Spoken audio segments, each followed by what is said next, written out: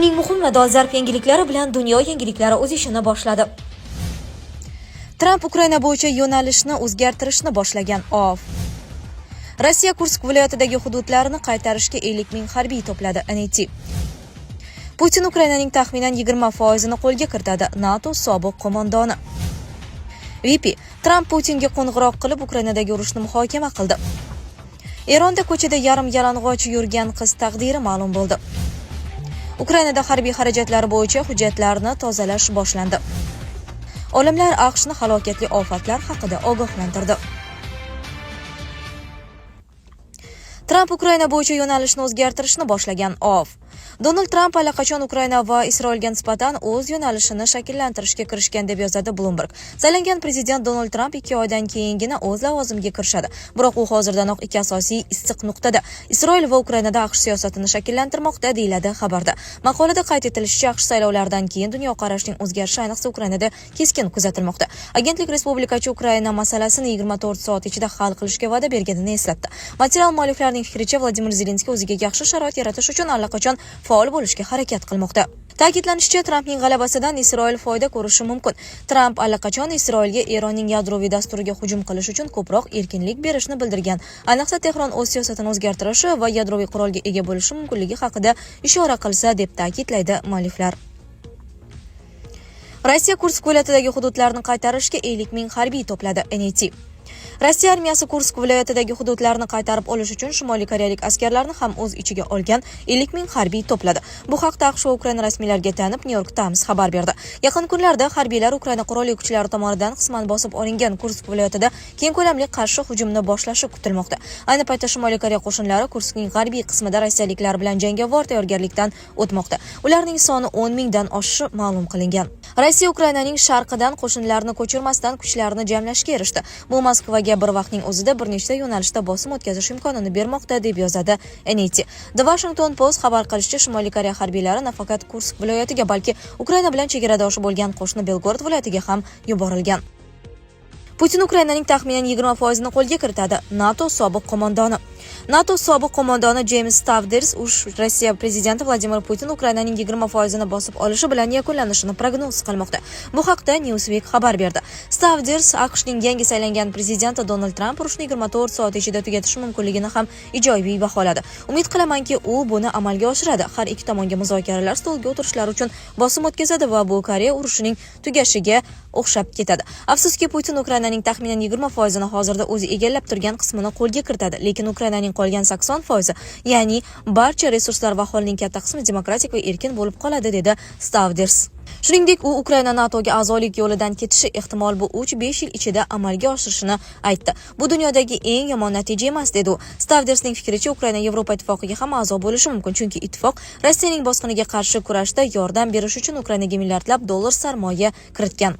Putin Ukrainaning bu qismini yomon ko'radi. Xuddi ukrainlar ham Putin ularning mamlakatining 20%ni nazorat qilishini yomon ko'rgani kabi. Ammo bu muzokaralar masalasi, dedi iste'fodagi admiral. VP. Tramp Putinga qo'ng'iroq qilib Ukrainadagi urushni muhokama qildi.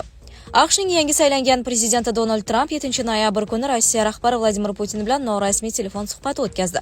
Suhbat davomida Rossiyaning Ukrainaga qarshi urushi muhokama qilindi. Bu haqda vaziyatdan xabardor manbalarga tayanib The Washington Post xabar berdi. Manbalarga ko'ra, amerikalik siyosatchi Floridadagi kurortidan shaxsan Rossiya prezidentiga qo'ng'iroq qilgan. Suhbat davomida Tramp Ukrainadagi urushni yanada keskinlashtirmaslikni maslahat bergan va unga Washingtonning Yevropadagi sezilarli harbiy mavjudligi haqida eslatib o'tgan. Tramp shuningdek, urushning tez orada hal etilishini muhokama qilish uchun Putin bilan keyingi aloqalardan manfaatdorligini bildirgan.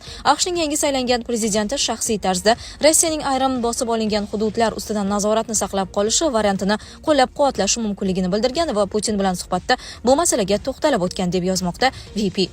Suhbat rasmiy bo'lmagan. Trampning o'tish guruhi AQSh davlat departamenti ko'magida prezident qo'ng'iroqlarini o'tkazishga imkon beradigan hujjatlarni ham imzolamagan. Bundan tashqari, Tramp o'zining birinchi prezidentlik muddati davomidagi qo'ng'iroqlarni stenogrammalarning oshkor etilganidan so'ng davlat apparati amaldorlariga ishonchsizlik bilan qaramoqda. Eronda ko'chada yarim yalang'och yurgan qiz taqdiri ma'lum bo'ldi. Tehrondagi Azod Islom universiteti talabasi hijobni noto'g'ri o'ragani uchun ta'qibga uchragach, kiyimlarini yechib universitet hududida yurgandi. Shundan so'ng politsiya xodimlari uni olib ketgandi. Eron ilm-fan vaziri qizning taqdiri haqida ma'lumot berdi. Eronlik talaba Ahu Darxari ruhiy kasalliklar shifoxonasiga majburiy davolanishga yuborilgan.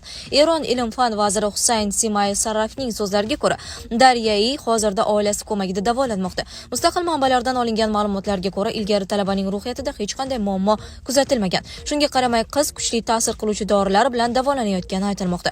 Ayblov Islom Respublikasining ayol namoyishchilariga, ayniqsa majburiy hijob qonunlariga qarshi chiquvchilarga nisbatan uzoq yillik taktikasini aks ettiradi deb yozmoqda Iranwire nashri.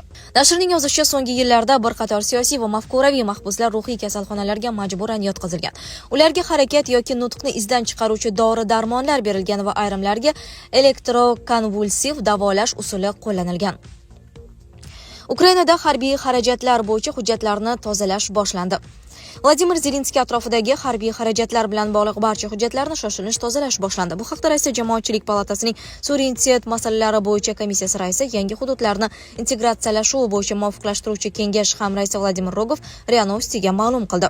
Zelenskiy atrofidagilar qurol-yarog', o'q-dorilar yetkazib berish va pul ajratish bilan bog'liq barcha hujjatlarni shoshilinch ravishda tozalashni boshlagani haqida ishonchli ma'lumotlar olinmoqda. Ular buni NATO va Amerika rasmiylari bilan birgalikda amalga oshiradilar, dedi Rogov. Uning so'zlariga ko'ra, tozalashdan maqsad firibgarlik va pul o'g'irlaganlik dalillarini yashirish istagi. Chunki Kiyev rejimi AQShning saylangan prezidenti Donald Tramp Ukrainaga barcha harbiy ta'minotlarni tekshirishni boshlashini aniq tushuntirdi. Olimlar AQShni halokatli ofatlar haqida ogohlantirdi. Seysmologlar AQSh hukumatini 30 metrlik tsunami va 9 magnitudali zilzila ehtimoli haqida ogohlantirdi. Mazkur tabiiy ofat Qo'shma Shtatlarning bir qator shtatlarini vayron qilishi hamda suv ostida qoldirishi mumkin. Manbaga ko'ra, olimlar yuqori aniqlikdagi suv osti xaritasi yordamida xavotirli belgilarni aniqlagan. Shimoliy Amerika qirg'oqlariga tahdid solayotgan ofat Kanada janubidan Kaliforniya shimoligacha bo'lgan hududlarni qamrab olishi mumkin. Ammo hozircha bu faqat prognoz. Olimlar yaqin kelajakda Qo'shma Shtatlar uchun tabiiy ofatlar xavfini aniqlash uchun ko'proq tadqiqotlar o'tkazishlari lozim. Mamlakat rasmiylari yuzaga kelishi mumkin bo'lgan ofatlar haqida hozirdan o'ylab ko'rishlari kerak va ekspert prognozlari tasdiqlansa, mahalliy aholi uchun evakuatsiyani tayyorlash, qirg'oq chizig'ini mustahkamlash hamda boshqa elementlardan himoya qilish uchun ko'plab choralar ko'rishi lozim.